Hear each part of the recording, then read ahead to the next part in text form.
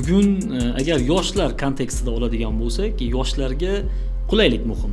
Asosiysi sohani nomida emas, asosiysi sohani egasida. U haqiqatdan sohani egasimi yoki shunchaki qiziqish nuqtai nazaridan diletantmi? Korzinka supermarket tarmog'iga kirgan mutaxassislarni analiz qilaylik. Ular shunchaki ishni boshlamaydi. Hattoki oldinlari o'sha retail sohasi, FMCG sohasida faoliyat yurg'izgan bo'lsa, boshqa korxonalarda bu korxonaning o'zining talab qadriyatlari bor. Va ko'pchilik yoshlarimiz yo'q, men o'zim sevgan kasbim bilan, o'zim sevgan hunarim bilan shug'ullanaman deydi va aynan ana shu mehnat bozori ularni qabul qilmaydi. Mana hurmat prezidentimiz yoshlar bilan bo'lgan fevral oyidagi uchrashuvlarda aytdiki, yiliga O'zbekiston mehnat bozoriga 600 mingdan ziyod potensial nomzodlar kirib kelyapti. Oliy ma'lumotli, o'rta ma'lumotli, qarang, e'tibor bering. O'zbekiston mehnat bozori nuqtai nazaridan O'rta Osiyo, Markaziy Osiyo mintaqasida peshqadam. 80 million aholisi bo'lgan Markaziy Osiyo xalqlari ichida O'zbekistonning salkam 38 million aholisini 21 millioni ishga loyiqatli. Va u 21 millionga har yili 600 ming qo'shilyapti va 2030-yilga kelib 1 million mutaxassis mehnat bozorini ko'radi. Har yili 1 millionga chiqamiz shu. Har yili nafaqat 1 million tug'ilamiz, 1 million mutaxassis mehnat bozorida ish qidirishni boshlaydi. Xo'sh, ish beruvchilar bugun tayyormi? Bugun iqtisodning real kompleksi shuncha ish joyini tashkil etishga tayyormi? O'zi iqtisodiyot mana bu dunyodagi ziddiyatdan kelib chiqib tayyormizmi? Bir tomondan bir tomondan yo'q deyman.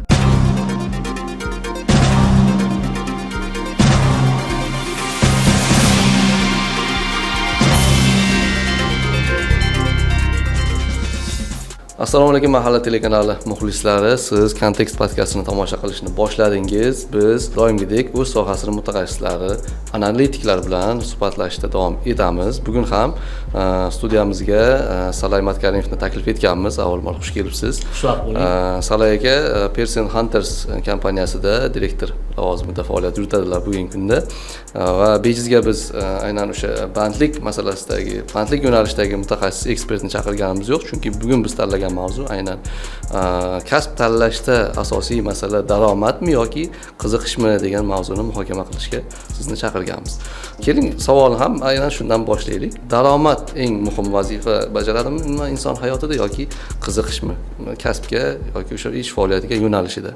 Rahmat avvalambor, juda ham ajoyib dolzarb mavzu. Bugun agar yoshlar kontekstida oladigan bo'lsak, yoshlarga qulaylik muhim. To'g'ri, qulaylik bu daromadda bo'lsin, qulaylik bu hamkasblarda bo'lsin, qulaylik bu ijtimoiy lift nuqtai nazaridan o'sha ko'tariladigan pozitsiyasidan kelib chiqadigan bo'lsa, lekinchi bozor o'zini so'zini baribir aytadi va talab qiladi. O'zini qonuniyatlari bor va u har doim o'zgarib turadi.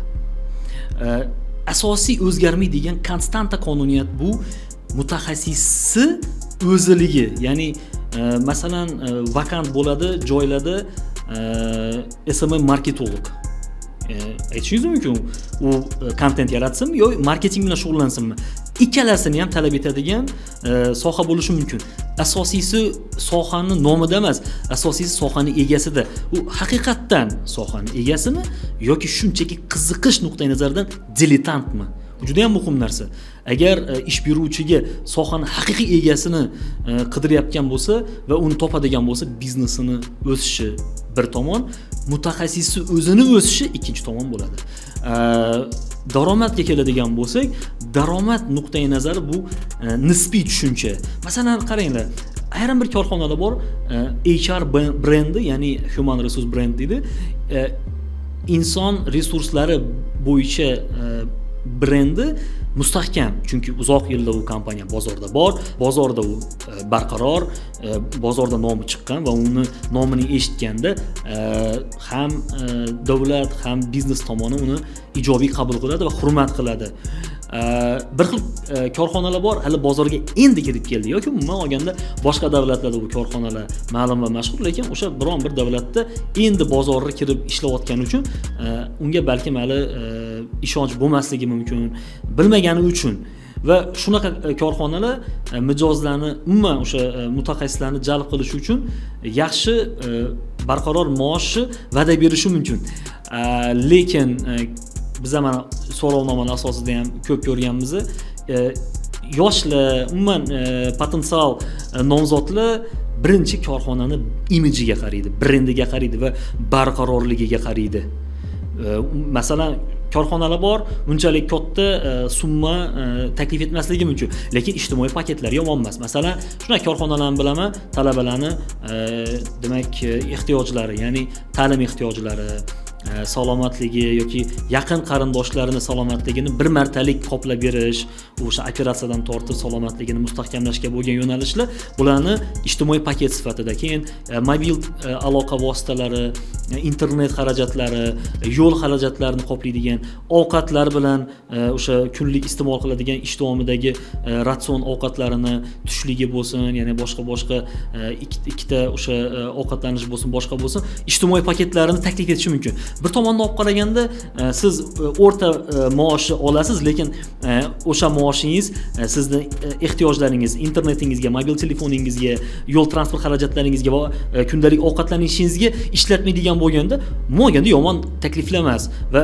shu prizmadan qaraydigan bo'lsak, ish beruvchilarni brendi ham yuksalib boraveradi. Bu masalan bir tomoni. Masalan, ikkinchi tomoni mutaxassisga o'sishi uchun imkoniyat, ya'ni ijtimoiy liftni aniq bilish kerak. Masalan, Korzinka supermarket tarmog'iga kirgan mutaxassislarni analiz qilaylik. Ular shunchaki ishni boshlamaydi, hattoki oldinlari o'sha retail sohasi, FMCG sohasida faoliyat yurgizgan bo'lsa, boshqa korxonalarda bu korxonaning o'zining talab qadriyatlari bor. Men juda yaxshi bilaman, Toshkentda savdo akademiyasi tashkil etildi. Hurmat prezidentimizning tashabbuslari bilan demak ushbu akademiya tashkil etildi va bugun nafaqat Korzinkani mutaxassislari, balki davlat tuzilmalariga ham ular imkon beryapti. Savdo sohasida birlamchi va asosiy kasbni mohiyati va talablarini o'rganish, novvoychilikdan tortib kassa operatsiyalarini bajaradigan mutaxassisgacha bo'lgan yo'nalishdan qo'yib qo'ygan.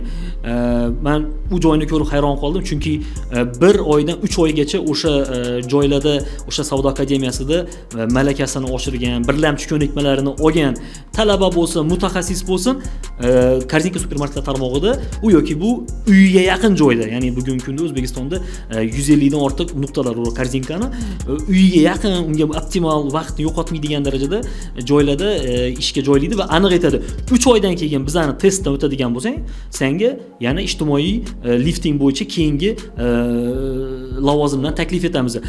Endi o'zini aniq lavozimini bilgandan keyin, o'zini aniq ijtimoiy stratifikatsiyasi, ijtimoiy liftini bilgan mutaxassis albatta intiladi, harakat qiladi. Mehnat bozori ham oddiy bozorga o'xshagan, Chorsu deymiz, Farhod bozori deymiz. Xuddi shunga o'xshagan bozorda ham aytaylik, talab va taklifga qarab shakllanadigan bozor. Va ko'pchilik yoshlarimiz men o'zim sevgan kasbim bilan, o'zim sevgan hunarim bilan shug'ullanaman deydi va aynan ana shu mehnat bozori ularni qabul qilmaydi keyin. Chunki mehnat bozorining talablari boshqada umuman. U aytaylik ertaga o'zini kundalik xarajatlariga yetadigan darajada ham masalan daromad topmasligi mumkin o'zi sevgan kasbidan. Yoki aytaylik bitta o'zi sevmaydigan qandaydir bir kasb bilan shug'ullanishga majbur, hunarmi deylik yoki o'sha qaysidir kompaniyadagi qaysidir lavozimga. Lekin daromadi yaxshi, hammasi joyida, o'sha ijtimoiy paketlarga ega deylik, cho'ntagida har kuni puli bor, daromadi o'zini, oilasini ta'minlashga yetadi. Lekin o'zi qiziqmaydi shu kasbga baribir. Baribir o'sha yo'nalishga u juda bir yuragini berib ishlamaydi o'sha sohada. Albatta keyin u samarali faoliyat yurita olmasligi ma'lum bo'ladi.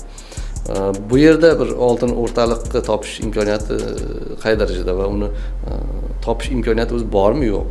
Bor, har doim bor. Insonning o'ziga bog'liq, qadriyatiga bog'liq va strategik fikrlashiga bog'liq. Mayli, men juda ham qiyin abbreviaturaga to'xtalib o'tirmayman. Mana hurmat prezidentimiz yoshlar bilan bo'lgan fevral oyidagi uchrashuvlarda aytdiki, yiliga O'zbekiston mehnat bozoriga 600 mingdan ziyod potensial nomzodlar kirib kelyapti. Oliy ma'lumotli, o'rta ma'lumotli, qarang, e'tibor bering. O'zbekiston mehnat bozori nuqtai nazaridan O'rta Osiyo, Markaziy Osiyo mintaqasida peshqadam.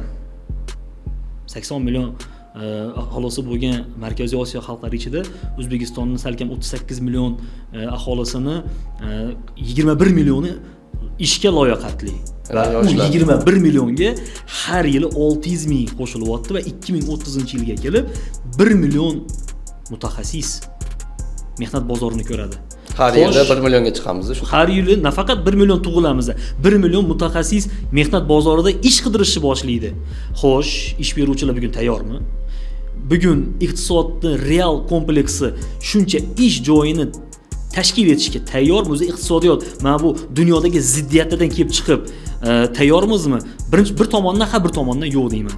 Ha degan bo'ladigan bo'lsak, agar ish o'rnini faqat ish o'rni uchun tashkil etayotgan bo'lsa, ha, lekin raqobatbardosh ish o'rni, yoshlar chinakamiga tanlovida bo'lgan ish o'rni, yoshlarni umuman mehnat nomzodlarini orzusidagi bo'lgan ish o'rniga bo'ladigan bo'lsa, men ozgina undov belgisini qo'yaman. Bu joyda men o'zimni izohlarim, kommentlarim bor. Nima? Birinchidan, afsuski O'zbekistonni aksar eng yaxshi ish beruvchilari poytaxtda va Samarqandda joylashgan. Nima? O'zbekistonning boshqa nuqtalarida, deylik Qoraqalpog'iston Respublikasida, Xorazm viloyati, Qashqadaryo, Surxondaryoda, vodiyda noyob mutaxassislar, talantlar yo'qmi? Juda ham ko'p. Ularni kashf qilish, ularga kasb mahoratini berish, kasbni o'rgatish va ijtimoiy liftini ijtimoiy hayotda tashkil etish bu juda ham dolzarb masala. Bugun o'zini HR brendini yo'lga qo'ygan, manaman degan korxonalar, hattoki o'rta miyona kompaniyalar ham bosh qotiradi. O'zini tarkibida talantlarni, unikal imkoniyatlarga ega bo'lgan mutaxassislarni jamlashga. Men bitta kes aytib beraman sizga. Fintech bilan shug'ullanadigan kompaniyalar bor. O'zbekistonning milliy kompaniyalari ham bor, xorijiy kompaniyalar ham bor, ya'ni moliya texnologiya bilan shug'ullanadigan. Ular menga aytdiki, 2030-yilga borib bizani kontingentni 70% dan ziyodi Z avlod bo'ladi. Ya'ni 2000-yildan 2020-yilgacha tug'ilgan avlod. So'radim, o'rta avlodni nima qilamiz? Masalan, Y avlod yoki X avlod desam, ular mehnat bozorida qolib ketmaydi. Ular o'zi mutaxassis, ularni qadri juda baland bo'ladi. O'zini yo'lini topib ketaveradi. Balki alohida korxona ochar, lekin hozir biz Z avlodga trend bermaydigan bo'lsak, Z avlodga imkon bermaydigan va o'zimizni atrofimizda birlashtirmaydigan bo'lsak, raqobatchimiz ertaga aniq olib qo'yadi bizlarni ulardan. Raqobatchi yaxshi mutaxassisga ega bo'ldi degani, bilasizmi, bozorni mahsulot boshqarmaydi. Bozorni talab va taklif boshqaradi. Talabni bu mijoz tashkil etsa, taklifni unikal mutaxassis tashkil qiladi. Unikal mahsulotni taklif etadi. Raqobatbardosh mahsulot taklif etadi va bozor shunga qarab rivojlanadi. Hozir bugun men eng kuchli 10 talikka kirdim, eng yaxshi ish beruvchiman, men shu joyda zo'r bo'ldim degan korxona rivojlanishdan to'xtashni boshlaydi. Men yana yengisiga intilishim kerak. Atrofimda yaxshi mutaxassislarni birlashtiraman deydigan korxonalar, bular boshqa muhit. Sizda o'sha kompaniya nuqtai nazaridan xalqaro tajriba ham bor, albatta. Xalqaro mehnat bozorlari bilan ham shug'ullanib kelasizlar. Xalqaro mehnat bozorida deylik, aynan o'sha daromad va qiziqish sohasi nuqtai nazaridan daromadi ham inson qiziquvchiligi mezoni bilan eng bir top o'rinlarda turadigan kasblar qaysi hozir? Keling, O'zbekistondan boshlaymiz, keyin dunyoga qaraymiz.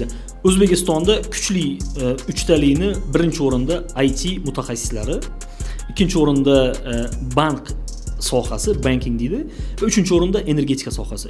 Energetika degani faqat energetika vazirligini yoki qanaqadir katta qozonxonalarni tushunish shart emas. Yo'q, bunaqa emas. O'zbekistonda energetik kompaniyalar juda ko'p.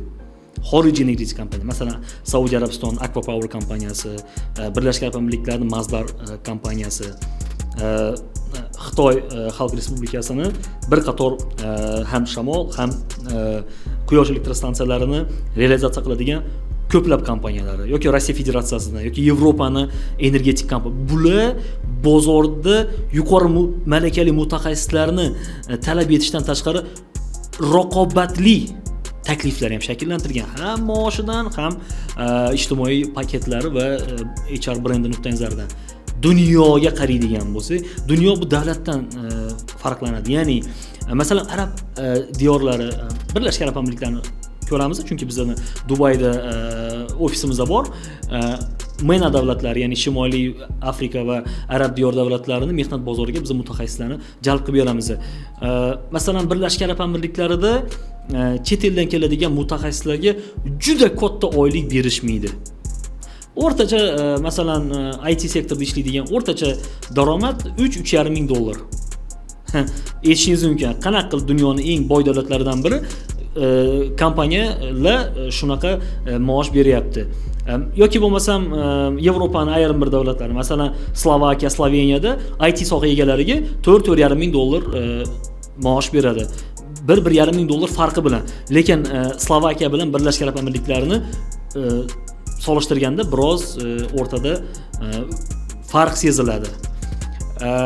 Ish beruvchi u yoki bu davlatda mehnat klassifikatorini qilayotgan payti davlatning imiji va o'sha mutaxassisni o'zini korxonasida saqlashga ishlatadigan umumiy xarajatini hisoblaydi. Faqat uni maoshini emas, bu ish joyini tashkil etayotgandagi umumiy xarajatlar, ofisni tashkil etishdan tortib uni mehnat muhofazasiga gacha bo'lgan nimalar. O'shuning uchun mana Birlashgan Arab Amirliklarida bir soha egasi o'rtamiyona maosh oladigan bo'lsa, qaysidir davlatda u nimasi baland. Va bu bilasizmi, yana xavfsizlikka ham borib taqaladi. Qaysidir bir davlatlarda masalan xavfsizlik nuqtai nazari ozgina savol ostida qoladigan bo'lsa, albatta u yerda ishlashi riski ham katta bo'ladi. Shundan kelib chiqib, keyin bozorni qanchalik mutaxassisga talabgorligi. Masalan, Birlashgan Arab Amirliklarida IT egalari, IT soha egalari unchalik talabgor deya olmayman. Lekin sun'iy intellektni tushunadigan va uni yaratishi imkoniyati bo'lgan, meditsina sohasida faoliyat yuritayotgan yuqori malakali mutaxassislar, undan tashqari yuqori malakali xalqaro yuristlar juda talabgor. Yevropa bozorida ikkita kontingent, Sharqiy Yevropa bilan G'arbiy Yevropani bozori keskin farq qiladi. Masalan, Sharqiy Yevropada, Polshada, Vengriyada yoki bo'lmasam o'sha Balqon davlatlaridagi mutaxassislarni mehnat bozoriga biz O'zbekistonga ham jalb qiladigan bo'lsak, ularni ijtimoiy paketlari va oylik maoshlari nisbatan mo'tadilroq bo'ladi. G'arbiy Yevropani oladigan bo'lsak, Portugaliya, Ispaniya, Fransiya, Buyuk Britaniya, o'sha Germaniyani o'zini agar mutaxassis jalb qiladigan bo'lsak, ularda talablari yuqori bo'ladi. Chunki o'sha biz O'zbekistondan turib berayotgan talabimiz yoki bo'lmasa Birlashgan Arab Amirliklarida beradigan talablarni, takliflarni ular o'zini mehnat bozoridan ham shundoq ham oladi-da. Ular savol qo'yadi, nima uchun borishim kerak deydi. Oilamdan uzoqlashib, vatanimdan uzoqlashib, agar ularni haqiqatan qanaqadir bir loyihalarga qiziqtirmaydigan bo'lsa, ularni mehnat bozoriga jalb qilish juda qiyin. Hozir o'sha sun'iy intellekt masalasini ham aytyapsiz. Ayniqsa IT sohasi va hozir endi sun'iy intellekt yana talabi oshyapti deb masohalar kesimida. Xo'p, ertaga o'sha qaysidir kasb yoki texnologiya joriy etilsin-da, yo'nalish bo'yicha avtomatlashtirish va sun'iy intellekt joriy etilsa, qandaydir kasb yo'nalishda yoki o'sha zavodda ishlayotgan inson o'rniga qiziqishga yo'naltirilgan, qiziqishga asoslangan kasblarga ta'sir etadimi keyin? Sun'iy intellekt bugun bozorda bor. Qarang, sun'iy intellektni 2025-yildagi kapitalizatsiyasi 100 milliard dollardan oshdi. Bu juda katta ko'rsatkich. Startaplarni nazarda tutyapman, sun'iy intellekt bilan startaplar. 2025-yilda sun'iy intellekt yordamida o'zini biznesini yo'lga qo'ygan 50 dan ziyod xalqaro ish beruvchilar deymizmi, xalqaro darajadagi biznes egalari Forbes versiyasi bo'yicha milliarderga aylandi. 25-yilda 50 dan ziyod xalqaro biznes makerlar milliarder bo'ldi. Faqat o'zini startapini sun'iy intellekt orqali yaratgani uchun. Bugun sun'iy intellekt ishlamaydigan bo'lsak, bu agar qarang, yaqin 5, 6, 10 yilda mehnat bozori ikki asosiy turkumga bo'linadi. Sun'iy intellektdan foydalana oladigan mutaxassislar, kasbning ahamiyati yo'q, tibbiyotdan tortib IT gacha va sun'iy intellektdan foydalana olmaydigan yoki foydalanmaydigan mutaxassislarga bo'linadi. Yana aytaman, kasbidan qat'iy nazar. Masalan, tibbiyotda sun'iy intellekt yoki bo'lmasa iqtisodda sun'iy intellekt, ta'limda sun'iy intellekt. Agar bundan foydalanmaydigan bo'lsa, bozorda ham uni talabi tushib ketadi. ya'ni unga berilgan takliflar deyarli bo'lmasligi mumkin. Shuning uchun biza O'zbekiston miqyosida bugun agar sun'iy intellektdan optimal foydalanmaydigan bo'lsak, bu bizga katta ziyon bo'ladi. Yana bir jihatini aytib beraman. Yaqin kelajakda mana sun'iy intellekt orqali yaratiladigan ish o'rinlari 100 million atrofida bo'ladi butun dunyoda. Bu 100 million atrofida butun dunyo. Lekin 70-75 million aholi o'zini ishini transformatsiya qilishga majbur bo'ladi. Yo ishini o'rnini yo'qotadi yoki bo'lmasam sun'iy intellekt bilan transformatsiya qilishga majbur bo'ladi. Moslashishga majbur bo'ladi. Moslashishga, chunki bu zamon talabi. Qarang, IT ga to'xtaladigan bo'lsak, O'zbekistonning o'zida ham bugun mehnat bozorida middle staff, o'rta miyona IT mutaxassislar haddan tashqari ko'payib ketdi. Ular ko'p ish qilishni biladi, lekin mehnat bozori ularni bugun ish bilan ta'minlashga tayyor emas. Jismonan tayyor, talab nuqtai nazaridan tayyor emas. Talab degani nima? Masalan, bitta middle staff yoki 10 ta middle staffni bitta yaxshi senior staff bilan, ya'ni yuqori malakali IT egasini, sun'iy intellekt tushunadigan IT egasini o'rniga qo'yadigan bo'lsa, 10 ta middle staffga $1000 dan bir oylik maoshini chiqarsa, bu $10,000 bo'ladi bir oyga. Bitta senior staffga $7,000 beradigan bo'lsa, xuddi shu operatsiyalarni bajarib beradigan har oyda $3,000 u tejam qilyapti va bir yilda $36,000 u o'zini biznesiga yo'naltiryapti. O'rta miyona mutaxassislar qayerga boradi? Ular o'qidi, tajriba orttirdi. Endi mehnat bozoriga kiryapti va mehnat bozori yana ularni o'zgarishga chorlayapti. Ikkita yo'nalishi bo'ladi. Birinchi, o'zini biznesini yo'lga qo'yib, kichikdan boshlab globalga o'sish. Internet chegarasiz. Farqi yo'q. Uyingizda internet bo'ladigan bo'lsa, 3 kishi bilan, 2 kishi bilan o'zingizdan bitta korxonani tashkil etib turib, freelansdanmi yoki bo'lmasa o'zingizni bir unikal mahsulotingizni dunyoga taqdim etish. O'zbekistonda chegaralanib qolmasdan. Lekin agar shu ishni ham qilmaydigan bo'lsa, o'rta miyona mutaxassis bo'lib qolib ketaveradi. Bugungi kunda aytaylik, eng katta daromadga ega bo'lgan sohalar, kasblar 10 yildan keyin ham xuddi shu kasblar, xuddi shu daromadda qoladimi yoki o'zgarishlar bormi? Yo'q, o'zgaradi. Yilda o'zgaradi. Har yil o'zgaradi bu narsa. Har yili biz mana monitoring qilamiz, har yili mutaxassislarni nimasi kasbi o'zgaradi. Hozir mana bilasizmi, qizlarimiz o'rtasida juda zo'r kasb chiqqan inson resurslarini boshqarish menejeri. Human Resource Manager, HRM deydi. Men sektorlar bo'yicha aytib beraman sizga. Farma sektorida o'rtacha HR menejerlar 7-8 million so'm olayotgan bo'lsa, bank sektorida HR menejerlar o'rtacha 10-12 million oylik olyapti. Ularning rahbari HRDlar o'rtacha 28 million so'mdan 68 million so'mgacha daromad olyapti. Banklarda eng katta marja, eng katta inson resurslarini boshqarish departamenti rahbariga banklar ko'proq hissa beryapti. Bank sektori, IT sektor emas, bank sektori. Buning sababi nima? Sababi birinchidan, bank sektoriga bugun yuqori malakali raqobatbardosh mutaxassislarni kerakligi, inson resurslarini menejeri nima ish qiladi o'zi? Demak, o'zini ish beruvchisi talab qo'yadi menga. Bugun masalan IT sohada, bank ishi sohasida yoki xavfsizlik sohasida, o'sha kiber xavfsizlik deymiz, mutaxassislarni mana bir hafta ichida jalb qilib ber. Ular mehnat bozoridan qidiradi, suhbatini o'tkazadi, bosib o'tgan yo'llarini tadqiq qiladi. Ular bilan jonli suhbat o'tkazadi va qadriyatlarini mentor qiladi, ya'ni o'lchaydi. Va aytadi, shu mutaxassis bizani bankda ishlashni qoyillatadimi yoki yo'qmi? Bu jarayonga taxminan 1-3 kun vaqt ketadi bitta mutaxassisga. Endi tasavvur qiling, bitta bankda masalan 5,000-10,000 ta odam ishlaydigan bo'lsa, har kuni o'nlab odamlarga ehtiyoj bor. Mehnat bozorida siz bugun masalan bitta mutaxassisni topib turib, u bilan telefon orqali gaplashib, shu kompaniyaga ishda taklif qilyapsizmi? Ishoning, o'sha kuni unga kamida 5 ta qo'ng'iroq bo'ladi. Chunki mehnat bozorining platformalari bor, masalan, HH ga o'xshagan, PH ga o'xshagan yoki bo'lmasam Karyera Uzga o'xshagan, oson ish degan platformalar bor.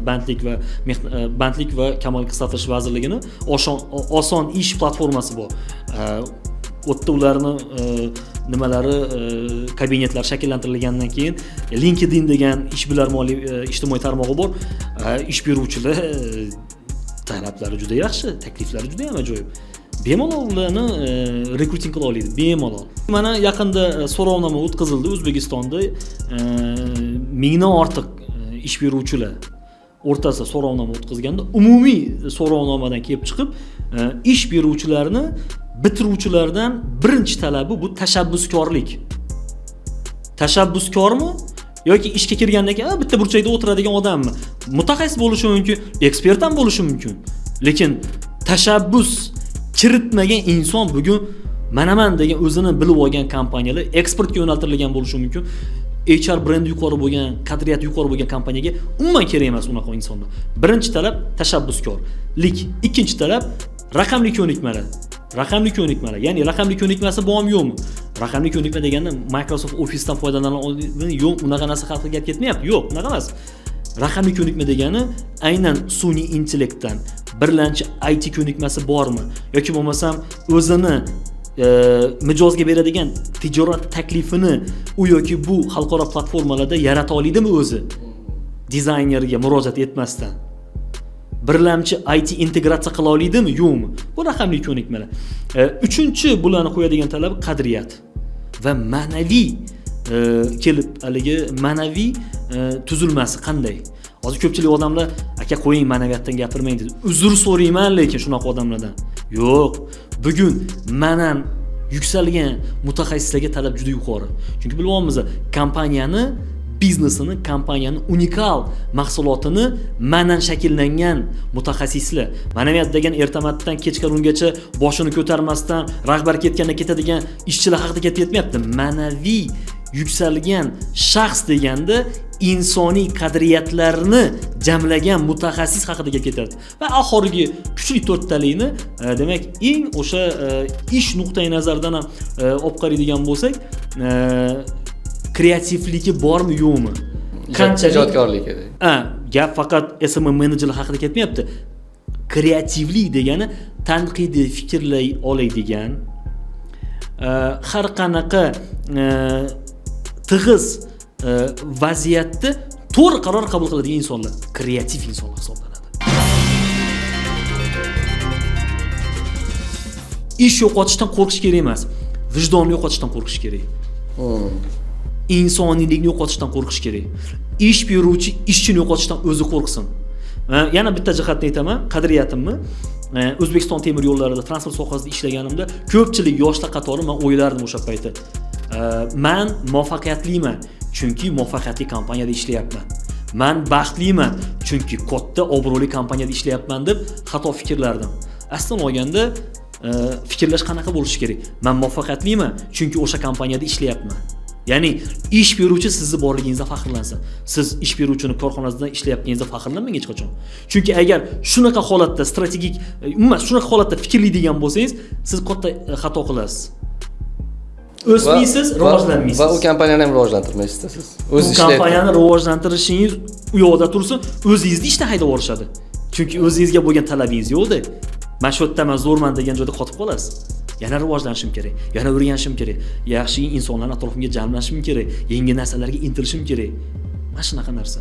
Ko'pchilik bizani mehnat bozoridagi mutaxassislarimiz, ayniqsa davlat tashkilotida ishlaydigan ayrim bir mutaxassislar aytishi mumkin, ishga kirganda birdaniga pensiya deb atalmish sohilni eslab qoladi. Shu bir amallar sohilga yetib olsam, u yog'iga sekin daryoni, haligi to'lqinlaganni chekkada kuzatib, pensiya davrini o'tkazsam. Yetib bormasa-chi? Nechta odam bugun nafaqaga boryapti? Nechta odam bora olmayapti? Demak, u davrni ko'zlab harakat qilgandan ko'ra, hozir o'zini yuksaltirib, bugunni yaxshi qilish bilan va ertangi poydevor qilish bilan. Albatta, biron bir tashkilotda umrning oxirigacha ishlab turib, nafaqaga chiqib, bu narsani xohlama u narsa bo'ladi. Xohlama vaqt shu narsaga olib boradi bizani. Lekin u narsani shunchaki kutib yashash o'zi menimcha noto'g'ri va xudbinlik deb bilaman. O'ziga nisbatan xudbinlik. Chunki bizani mehnat bozorimizni yuqori malakali mutaxassislarning bo'lgani iqtisodni rivojlantiradi. Iqtisod davlatni rivojlantiradi. Davlat dunyoda raqobatbardosh iqtisodiyotga ega bo'ladi. Nima deb o'ylaysiz? Xitoy Xalq Respublikasi nima uchun bugun dunyoda birinchi o'ringa chiqib oldi iqtisodiyoti? Chunki ularda aniq konsepsiya bor. Mehnat innovatsiya, ta'lim. Bo'ldi. Shusiz iloji yo'q. Shuning uchun ham u davlatlar, shunga o'xshagan davlatlar bugun dunyo bozorida trendni keltirib chiqaryapti. To'g'ri kasb tanlash, o'zi uchun to'g'ri kasb tanlash. O'zi men mana shuni yaxshi ko'raman yoki men umumiy psixologik nuqtai nazardan jismoniy holatim, ruhiy holatim meni mana shu kasbda rivojlanishimga tayyor yoki rivojlanishimga mos deb bilish uchun odam, ya'ni kasbni to'g'ri tanlash uchun nimalarni hisobga olish kerak, qaysi mezonlarga qarash kerak. Qarang, bu joyda men bir narsani aytib o'taman. Yoshlarni o'zini salohiyatini bilishi kerak. Ko'ngil nima deyapti? Imkoniyat nima deyapti? Ko'ngil aytishi mumkin. Men yuqori malakali IT mutaxassisi bo'lmoqchiman. Chunki shu hozir urfga kirgan. Chunki mana degan texnologik kompaniyalar bugun IT soha egalari. Imkoniyat nima deyapti? Birlamchi matematikadan xabari bormi? Hisob-kitob algoritmga mana bu joy bormi, yo'qmi? Yoki xohish bor turib, unda kreativ ko'proq. Yoki ximiya, kimyoga qiziqish kattami?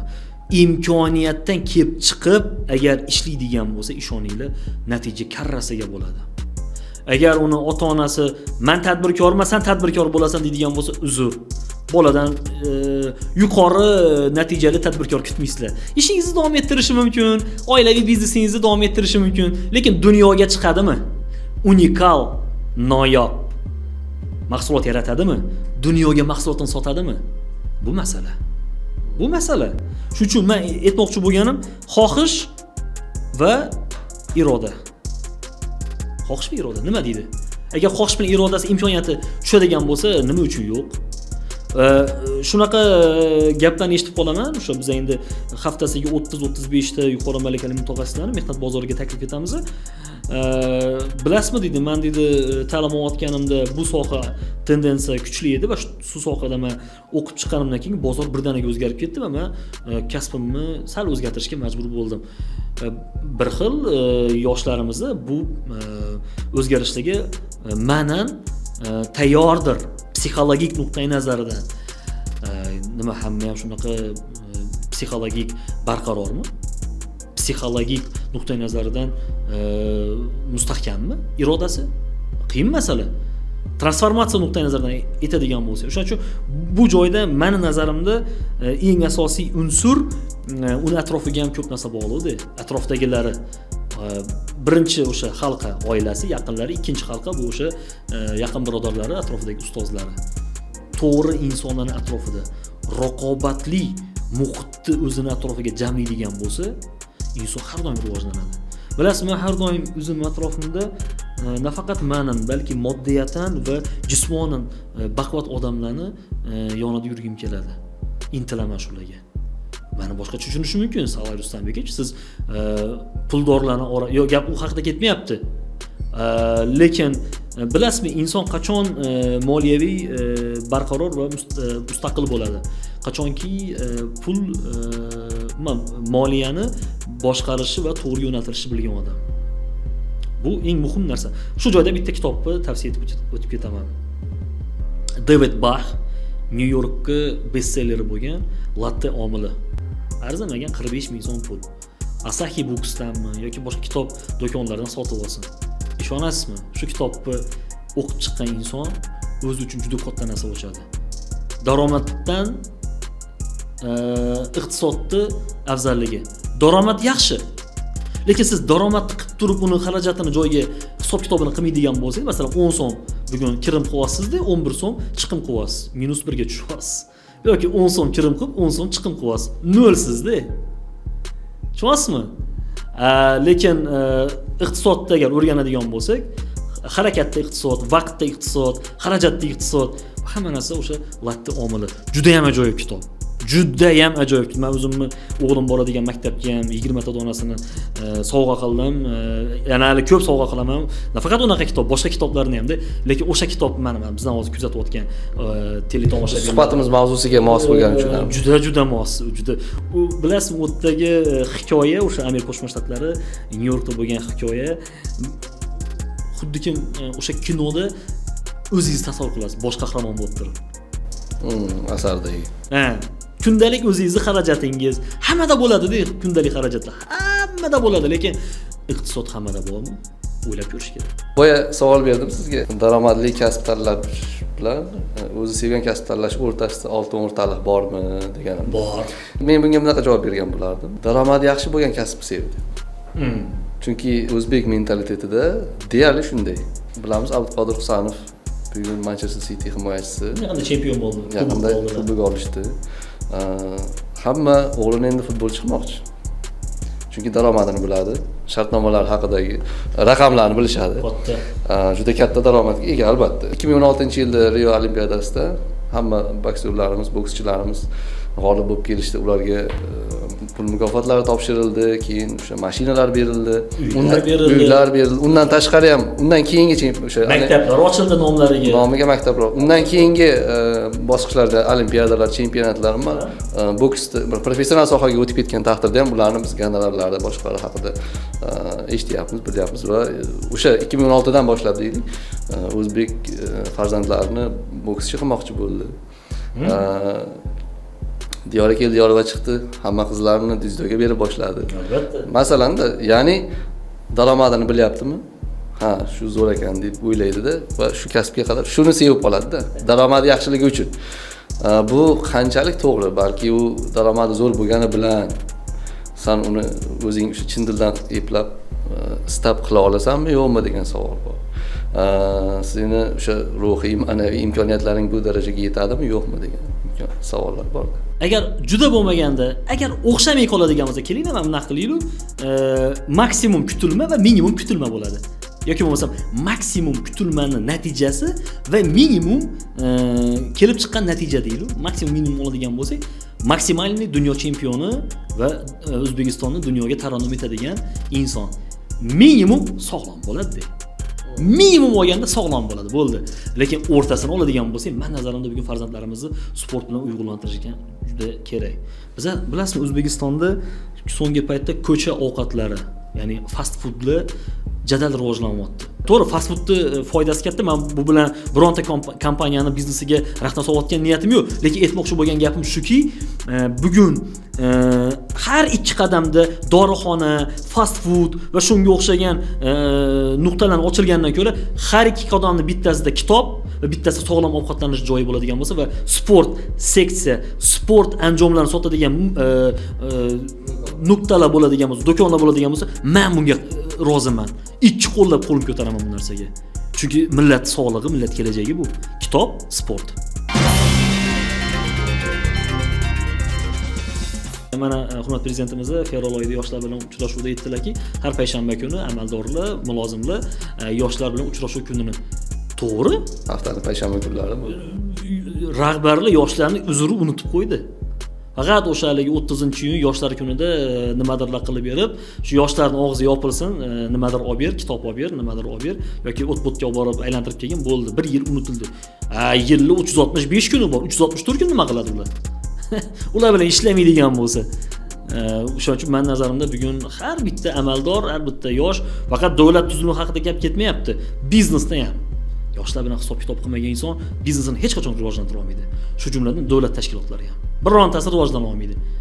Yoshlar bilan uyg'unlashgan, yoshlarning yoniga qanot qilib olgan insonlardan ko'p narsa. Masalan, men har haftada oliy ta'lim muassasalari, xususiy bo'lsin, davlatniki bo'lsin, xalqaro bo'lsin, mahorat darslari. Mana bu hafta ham Toshkent davlat texnika universiteti Islom Karimov nomidagi oliygohda men mahorat darsi qilaman. Men bu narsa uchun biron bir pul ekvivalenti talab etayotgan odam emasman. Qilmaganman, qilmayman ham. Lekin men bugun yoshlarga nimadir bermasam va yoshlardan trendni nimadirini olmaydigan bo'lsam, ishoning menga baraka bo'lmaydi. Men bu ko'p narsa 1-2 hafta mahorat darsi qilmagan paytim qanaqadir o'zimni diskomfort his qilaman.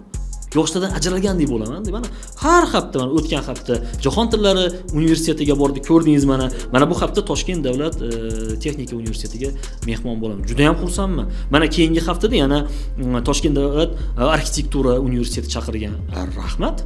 Chaqirganiga rahmat. Boramiz. Mehnat bozorini gaplashamiz, shaxsiy brendni gaplashamiz va hokazo munosabatlar. Shaxsiy brend, mehnat bozori haqida yoshlar bilan gaplashganda yana bitta maslahatingiz kerak deylik. Bir internetda o'sha reelslar ko'ramizku bugun. Bitta reelsga to'g'ri kelib qoldim. Ishxonada hamma birinchi dastlab ishga qabul qilish suhbatiga boradi. O'zingiz ham aytdingiz. 20 daqiqalik standart suhbat, intervyu. Ishga qabul qilish intervyusiga bordik va har bitta intervyuning oxirida endi kompaniya o'zining mezonlaridan kelib chiqib savol beradi va eng oxirida bizga qanday savolingiz bor degan varianti bo'ladi. Savol yo'q deydi ko'pchilik. U ham aytyapti, ko'pchilik o'sha menda yo savol yo'q deydi yoki ha, demak savol berish kerak ekanda deb turib ichida his qilmagan bo'lsa ham o'sha yerda nimadir savol bergisi kelib qoladi. Va u aytyapti, meni dedi o'zi umuman suhbatdan o'ta olmagandim o'zi dedi, his qilib turibman. Va o'sha joyda so'ragandan keyin men bergan savolim bilan men ishga kirib ketib qolganman. Hop, nima savol edi u? Deylik, siz ishga qabul qildingiz bugun. Va keyingi yil mana 1 yil o'tgandan keyin 1 yil davomida men nima ish qilishim kerakki siz meni ishga olganingiz uchun afsuslanmasligingizga degan savol beryapti. Bu bilan aytyapti, ham psixologik bosim ishga qabul qiluvchiga, demak bu inson ishga qabul qildi degan tasavvur uyg'otyapti unda. Avvalambor va intervyu berayotgan o'sha ishga endi kirayotgan inson aslida haqiqatan ham nima ish qilish kerakligini tushunib olyapti u yerda. Umuman juda ham psixologik ham taktik nuqtai nazardan to'g'ri, chiroyli savol bo'lgan. Mana shunday vaziyatda aytaylik, sizning maslahatingiz yoshlarga nima savollar berish kerak? Suhbat jarayonida ko'proq nimaga e'tibor qaratish kerak? Ish beruvchi nuqtai nazardan gapiradigan bo'lsak, birinchidan mutaxassisligini so'rash kerak va shu mutaxassisligida u nima natijaga erishdi. Deylik, masalan, undan oldin hozir bitta joyda ishlayapti, bitta korxonada ishlayapti. Uni eng noyob erishgan yutuqlari, noyob deyapman. Agar mendan boshlaydigan bo'lsa, u boladan ko'p narsa kutib bo'lmaydi. Bizdan boshlaydigan nomzoddan ko'p narsa kutsa bo'ladi. Chunki jamoa bilan ishlagan odam birinchidan jamoani tanqidi, jamoaviy ruh, jamoadan gapirish, mag'lubiyat mas'uliyatni va g'alabani birga baham ko'ra oladigan odamdan ko'p narsa kutsa bo'ladi. Korporativ madaniyatga ega. Korporativ madaniyat xususiyatlariga ega bo'lgan. Faqat o'zini tarannum etadigan bo'lsa, o'zini maqtab ketadigan bo'lsa, u ish beruvchiga bu narsa unchalik muhim emas. Lekin eng asosiy narsa kasb egasi va kasbda nima natijaga erishgan. Ya'ni sodda tilda aytadigan bo'lsak, nimani qoyillatgan. Va asosiy savol, nima uchun men seni ishga olishim kerak? Nima uchun? Chiroyli ko'rinishing uchunmi, chiroyli suhbating uchunmi yoki biron bir ishni mas'uliyat bilan oxirigacha yetkazib qo'ya olish qobiliyating uchunmi? Shu narsalarni aytish kerak. Ya'ni bu ish beruvchi tomonidan beriladigan savol bo'lsa, ya'ni ishga kirayotgan potensial nomzod o'sha korxonaga kirmoqchimi, oldin tarixini o'rgansin. Shunchaki kimdir unga qo'ng'iroq qildi, u haligi o'zining ma'lumotlarini ma'lum bir HR platformalarga qo'ydi va uning orqali unga muloqotga chiqdilar va masalan tasodifan o'sha odamni gapiga kirib u suhbatga bordida, ha men shunaqaman, men shu kasb egasiman, men shunaqa meni bosib o'tgan yo'llarim bor, ma'lumotim bor. Endi sizlarda ham bir ishlab ko'rmoqchiman. Olmaydilar uni ishga. Olmaydi u ishni. Birinchidan korxonani tushunish kerak. Qachon tashkil topgan, nima uchun tashkil topgan va bugun bozorda nima uchun bor? Nima uchun u bozorda bugun bor? O'rganib olish kerak. Mijoz nuqtai nazaridan, ish beruvchi nuqtai nazaridan, har xil prizmalardan tasavvur qilib ko'rish kerak bo'ladi-da. Mijoz nuqtai nazaridan nima uchun men uni mahsulotini olishim kerak? Ishlab chiqarish nuqtai nazaridan nima uchun men shu mahsulotni bozorga kiritishim kerak? Hammasini implementatsiya xayolida qilganidan keyin, ya'ni joy-joyga qo'ygandan keyin aytadi, ha bu korxona men qiziqishim bor. Men shu korxonani bir bo'lagi bo'lib turib, uni rivojlantirishga va shu asnoda o'zim rivojlanishiga moyil, men shunga ko'zim yetyapti. Va o'sha bergan savolingizga yana bitta komment izoh beraman. Yana savollaringiz bormi deganda, yo'q, hammasi yaxshi, menga ma'qul, sizga ma'qul, ish beruvchiga emas. Savol berish kerak. Okey, yaxshi, men sizni takliflaringizni, talablaringizni eshitib oldim. Menda ham savol bor edi. Birinchi 3 oyda menga demak sinov muddati beryapsiz. Sinov muddatidan kelib chiqib, men natijamga qarab, yana meni pozitsiyam, maoshlarimni ko'rib chiqasiz. Istardimki, har 6 oyda meni pozitsiyam va maoshimni ozgina bo'lsa ham ko'rib chiqishingizni. Chunki men natijaga ishlayman, chiroyli so'zga emas. Deydigan odammi? To'xta dedi. Oldin bunaqa takliflar bo'lmagan. Mayli ko'ramiz dedi. Vaqt ko'rsatadi dedi. Siz o'zingizga shu plankani qo'yib olasizmi? Shu maqsadni qo'yib olasizmi? Mayli, natijasini ko'ramiz. savolsiz ketmaslik kerak. Ya albatta. Qiynashish kerak ish beruvchi. Lekin o'sha bozordagi holatim, mana shu korxonani ish faoliyatini o'rgangan odamda har doim savol bo'ladi. O'rganmay kelgan odam albatta savolsiz. Albatta. Bilasizmi?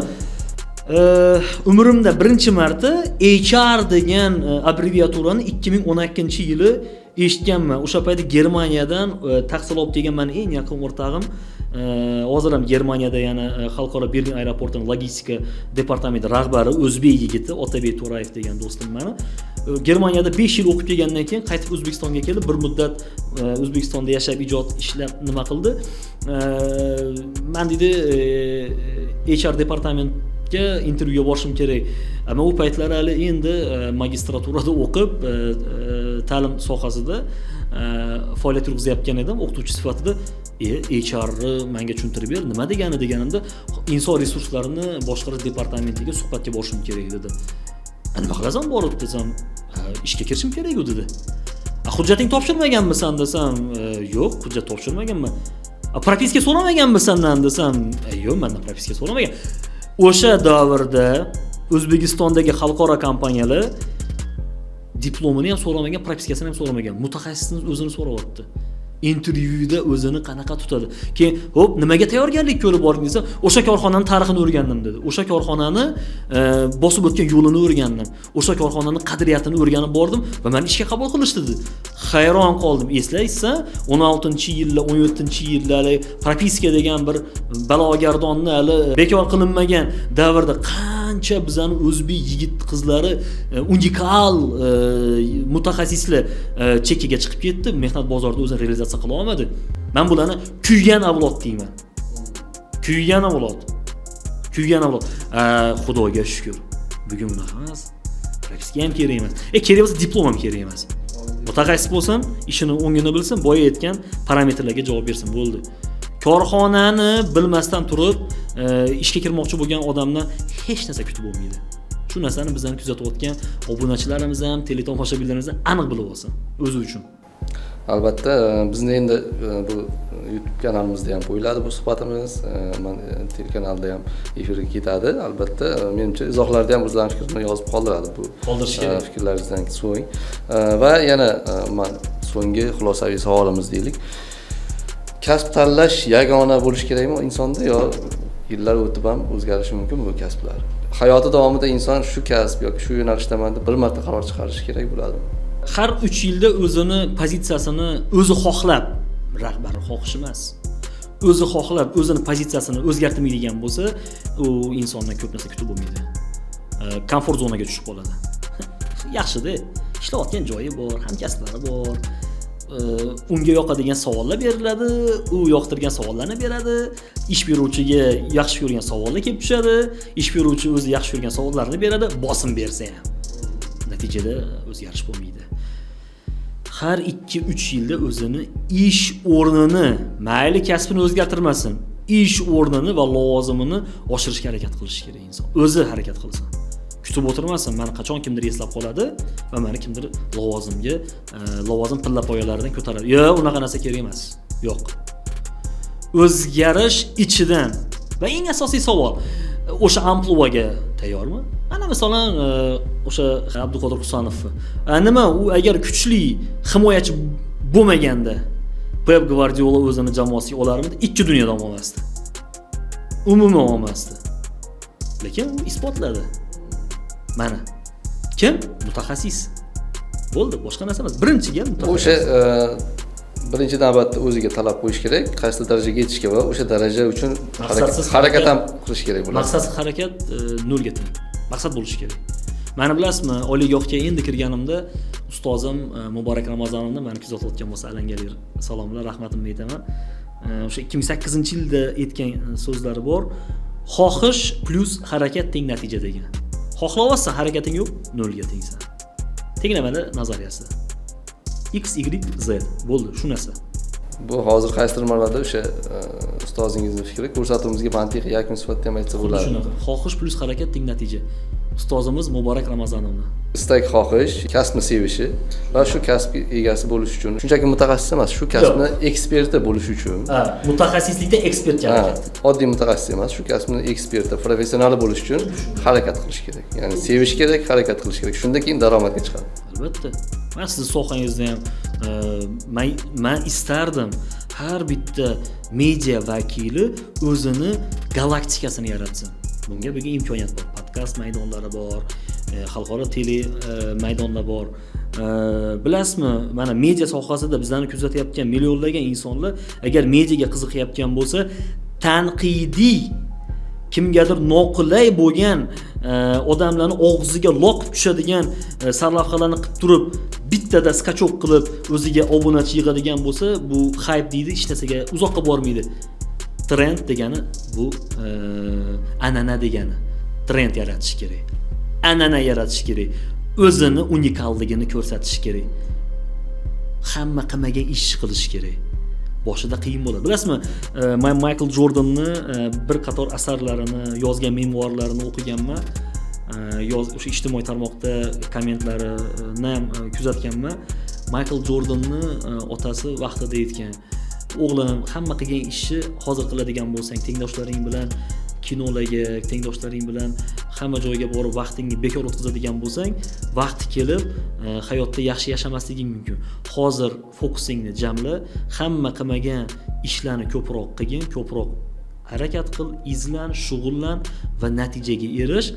Vaqt kelib, o'sha qisqa muddatda qiynalganing butun umringga senga foyda keltiradi." 1986-yilda Nike kompaniyasi Michael Jordan bilan umrbod shartnoma qiladi. Emish kim? Michael Jordan umrining oxirigacha Nike'ni krossovkasini kiyadi, mahsulotidan foydalanadi va umrining oxirigacha o'sha korxona unga nafaqa ajratadi. Eng asosiyini aytaymi? Faqat Michael Jordan o'ziga emas, onasiga ham. Onasiga ham. Bu yerda bu hikoyada men onasi ancha onasi bu narsaga bo'lganini. Barakallah. Barakallah. Oldin unga ko'p korxonalar kelib turib reklama takliflarini bergan, lekin Nike onasi orqali harakat qilgan. Aytganki, o'g'lingizga ayting, nafaqat unga, siz umringiz oxirigacha biz nafaqa qilib beramiz, faqat bizning mahsulotdan foydalansin. Marketing qadam deyish mumkin, lekin o'zini umrini ta'minlab qo'ydi. Qani bugungi yoshlarimizni, qani bitta xalqaro transmilliy kompaniya bilan, korporatsiyalar bilan shartnoma qilsa umrining oxirigacha, men juda ham xursand bo'lardim. Men futbol deganda kunigacha Angliya kubogi sohibi Manchester City tarkibida harakatlangan Abduqodir Husan vatandoshimizni kubok ko'targan paytda Google'da shunaqa haligi so'rovlar bo'lgan, O'zbekistonni qidirib qo'ygan foydalanuvchilar, yangi foydalanuvchilar 10 milliondan ortibdi. Bu nima degani? Bu turizm degani. Borgisi keladi, nima u davlat ekan, qayerda joylashgan ekan bu davlat? Nimasi bor ekan deydi-da. Ko'rdingiz, bitta insonni millionlagan insonlarga foydasi. Angliyaga kelib kubokka olyapti-da. Katta narsa. Shuning uchun men istardim, faqat futbolda emas, hamma sohada, hamma jabhada, IT dan tortib bankinggacha, futboldan tortib shaxmatgacha, hamma jabhada o'zbek o'zini so'zini dunyoga yetadigan bo'lsa, tinchlik bilan dunyoga yetadigan bo'lsa, menimcha biza o'zbek o'laroq missiyamizni bajargan bo'lamiz. Prezidentimiz ham shuni xohlaydilar. Rahmat sizga kattakon fikrlaringiz uchun. Albatta bugungi yoshlarimiz uchun ham, bugungi o'sha siz middle staff deyapmiz-ku, middle staff o'rta miyona mutaxassislar uchun ham qaysidir ma'noda o'sha yo'nalish olish, o'ziga o'zi savol berish ma'nosida fikrlar bo'ldi. Albatta menimcha tegishli xulosalarni hali bu ko'rsatuvdan keyin ancha yurib, o'zlari tadqiq qilgan holda javoblarni olishadi degan umiddamiz. Sizga esa kattakon rahmat. Bundan keyingi ishlaringizga rivoj tilaymiz. Albatta treninglarda, ma'ruzalarda, bundan keyingi suhbatlaringizda o'sha energiya berishni, motivatsiya berishda davom etishingizni tilakdoshimiz.